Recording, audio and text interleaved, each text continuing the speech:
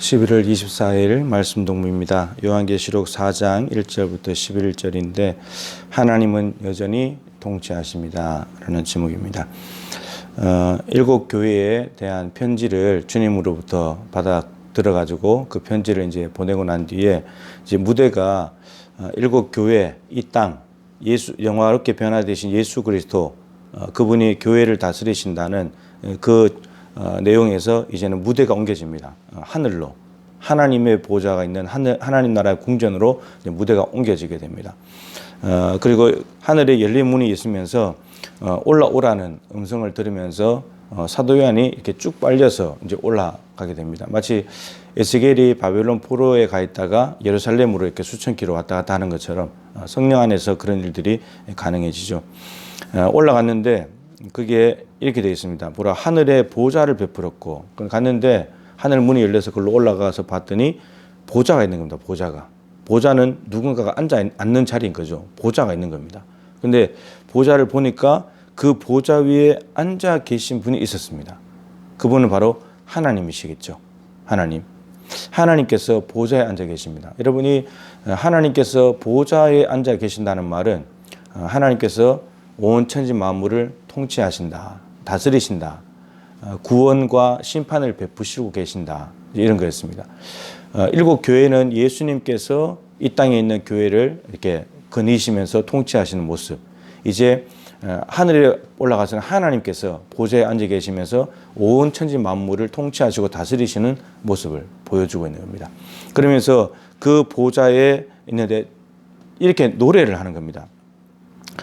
거룩하다 거룩하다 거룩하다 주 하나님 곧 전능하신 이여, 전에도 계셨고 이제도 계시고 장차 오실 이시라. 그러면서 세세토록 살아계시는 이에게 영광과 존귀와 감사를 올리고 있습니다.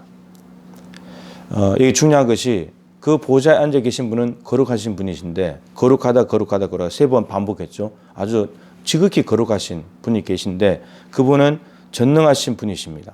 그러면서 전에도 계셨고 지금도 계시고 장차 오실 분이다. 그러니까 세 세트로 있는 분. 그러니까 하나님의 보좌가 비었던 적은 없는 거죠.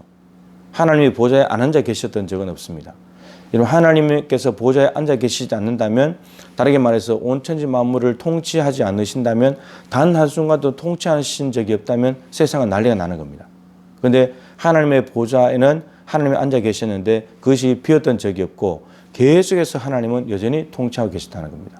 요한의 입장에서는 물음이 생기죠. 지금 땅 밑에서는 어떤 일이 벌어지고 있습니까? 로마 황제가 믿는 사람들을 박해합니다. 교회를 박해합니다. 예수 믿지 못하게 만듭니다. 악인들이 힘과 권력을 가지고 의인들을 고난을 가합니다. 그리고 그 악인들은 너무 잘 됩니다. 세상에서 살만나고 형통한 삶을 살아갑니다. 근데 예수를 믿는 의인들은 고난 중에 있습니다. 박해 중에 있습니다. 심지어 순교까지 당합니다. 그는 이런 상황 속에서 과연 하나님은 살아계실까? 하나님은 정말 통치하고 계시는 것일까? 하나님이 살아계시다면 어떻게 저 악인들이 형통하고 활개를 치고 다닐 수 있는가? 어떻게 하나님이 살아계시다면 저 의인들은 저렇게 고난을 당하면서 사는가? 이런 의문이 들 수 있잖아요. 근데 그 의문이 쭉 빨리 올라가서 하늘 궁전에 가서 보니까 다 해결돼 버립니다. 하나님이 여전히 계시다는 것. 하나님은 보좌에 앉아 계시고 하나님은 의와 공의로 온 천지 만물을 통치하고 계시다는 것을 보게 된 것입니다. 그리고 그 주변에서 많은 천사들과 사람들이 예수 믿고 보혈로 깨끗하게 된 사람들, 깨끗한 삶을 살았던 사람들이 그곳에 와서 하나님을 찬양하고 있는 겁니다. 사도 요한이 이것을 먼저 보았습니다. 일곱 교회는 아직 이런 걸 모르는 거죠. 그래서 먼저 본 사도 요한이 이것을 적어서 하나님은 보좌에 앉아 계신다. 여전히 통치하고 계신다. 하나님의 보좌가 비었기 때문에 일곱 교회 성도들에게 너희들이 고난을 당하는 것이 아니고 하나님은 여전히 살아계신 분이다. 그리고 로마 황제는 곧 끝난다. 저들의 통치는 한계가 있지만, 제한되어 있지만 하나님의 통치는 영원하시다. 하나님이 진정한 승리자다. 하나님의 보좌가 비어있지 않음을 끝까지 믿고 끝까지 하나님 붙들고 예수 붙들고 승리하는 자가 되면 좋겠다. 그렇게 편지를 보낸 겁니다. 여러분, 우리도 이 땅에 살아갈 때 이런 힘든 일을 만나면 우리가 꼭 하는 질문 있잖아요. 하나님이 살아계신가? 하나님 계시면 어떻게 나한테 이런 일이 생기지? 왜 하필 나야? 하나님은 나를 미워하셔. 하나님 나를 싫어하셔. 나를 버리셨나 봐. 이게 우리가 은근히 혹은 실제로 입 밖으로 내뱉는 하나님에 대한 원망, 이건 정확히 말하면 이제 오해하는 것이고 우리가 속는 것입니다. 근데 사도 요한이 먼저 보고 보여주는 이유는 비록 저 위에 있는 것을 보지 못한다 할지라도, 요한처럼 다 빨리 올라가서 보지 못한다 할지라도 사도 요한이 보고 기록한 것을 우리에게 전해주고 있기 때문에 우리가 이것을 믿으면 되는 겁니다. 하나님은 여전히 보좌에 앉아 계시고 여전히 우리를 통치하시고 다스리고 계시다. 하나님이 만일에 이 땅을 지금 통치하지 않고 계신다면, 보좌가 비어버렸다면 어떻게 되겠습니까? 세상은 한마디로 골백 번 망했습니다. 훨씬 더 많이 망했고 벌써 망했습니다. 그런데 이나마 이 세계가 이렇게 되고 있는 것은 하나님께서 통치하고 계시고 여전히 하나님은 의와 공의로 온 세상을 다스리고 계시기 때문입니다. 여러분, 우리가 영적인 눈을 여 그것을 볼 수 있으면 좋겠습니다. 하나님의 보좌는, 나를 다스리시는 그 보좌는 비어있지 않다는 것. 그리고 그 하나님은 낮에도 지키시고 밤에도 지키시고 졸지도 아니하시고 주무시지도 아니하시고 지치지도 아니하시고 포기하지도 않으시면서 눈동자같이 지키시고 보호하시고 인도하시고 구원하시고 함께 하시는 분이라는 것입니다. 그래서 지금 여러분들이 당하고 있는 환난을 하나님이 없어서 일어나는 것이 아니라 하나님이 여전히 통치하고 계시기 때문에 그 환난을 주는 그런 요소들, 사람들이 누구든지 간에 그건 다 끝나는 것입니다. 하나님이 통치하시면 되는 것이니까요.